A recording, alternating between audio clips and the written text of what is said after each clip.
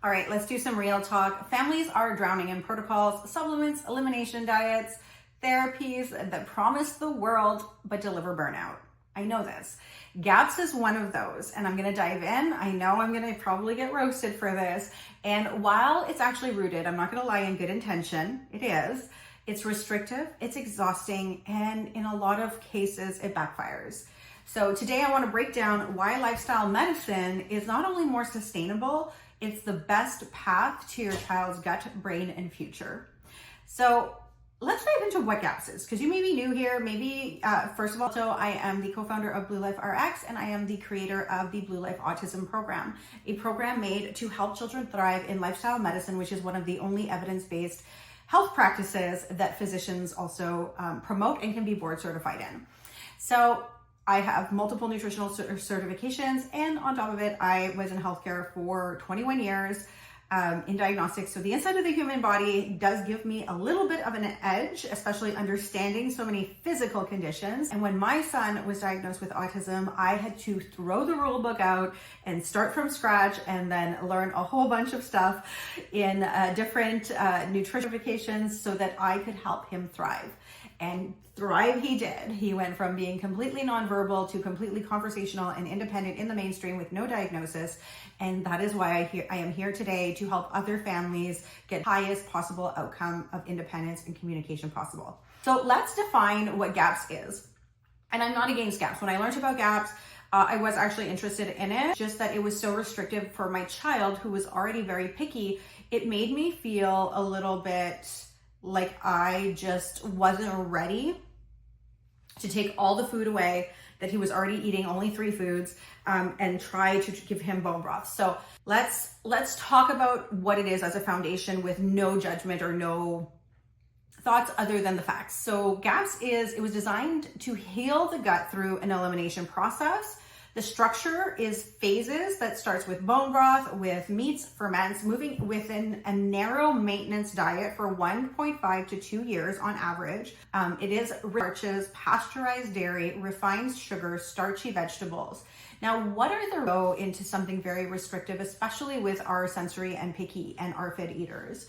Well, we can find that there are many nutrient deficiencies. So we can see iron, B vitamins, and fiber tanking. There's a narrow microbial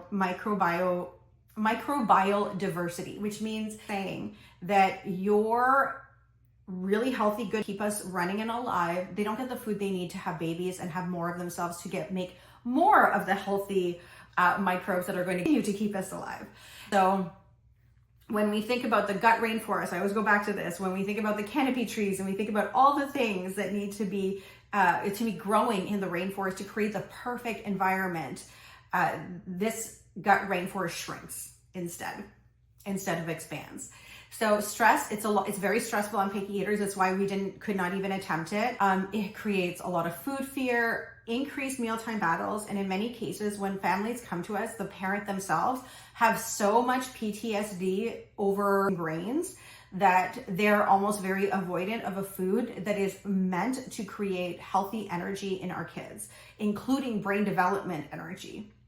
And so it's a lot of high prep, it's a lot of burnout for parents, it's a lot of repetitive meals that children get really burnt out and don't want to eat after a while. So in that sense, those are just the framework of GAPS and where the risks kind of lie. And bring instead. What is the difference? Because a lot of people ask me all the time, your program, is it GAPS or is it like GAPS? And I say no, it's very, very different. So its core difference is GAPS is about restriction, and actually lifestyle medicine is about restoration. So completely opposite purpose. Inclusivity over elimination. Diverse plates with vegetables, fruits, legumes, whole grains, nuts, seed, optional animal proteins, very flexible instead of the rigidity. It is gut microbiome friendly, and it focuses on fiber-rich plant foods that feed the good bugs. We literally have a challenge called Feed. And the gut is like a rainforest. GAPS kind of focuses on a clear out, which is also sometimes good. Elimination diets are good for like a 2-week period, not for a 2-year period. And lifestyle medicine replants it so the canopy of microbes can grow strong. So the thing too is, so we focus so much on the gut. And the beauty of lifestyle medicine is it isn't. It's inclusive to all lifestyle practices that impact all body systems, including the brain. And so omega-3s, antioxidants, minerals, polyphenols, all the things that are critical for speech, those are in lifestyle medicine. And so it's real food over a supplement overload. Oftentimes when we see people on GAPS, they also get very big supplement protocols, and you can't out therapy or out supplement a starving brain. And the idea of lifestyle medicine is to look at the whole, to look at its resilience. And I'll dive into that in a minute, but it goes beyond just food. In other words, it looks at sleep, stress reductions, movement, connection, and tox package. It's not just, let's just fix the gut, because the gut is just part of a bigger system. And because of when we look at autism and what we see in our program, autism symptoms that are not necessarily autism symptoms, that are not within the description of autism, these are lifestyle issues, and they are lifestyle issues that could be supported by shifting our lifestyle. And so it focuses on all of these pillars. So it looks at the entire body as systemic. So these pillars fuel regulation and communication, and not just digestion, right? And it's, again, extremely family sustainable. So microscopic wins, food chaining, repeatable milestone processes, which is what I've coined as the process that we use in the BLA, which is the Blue Life Autism Program.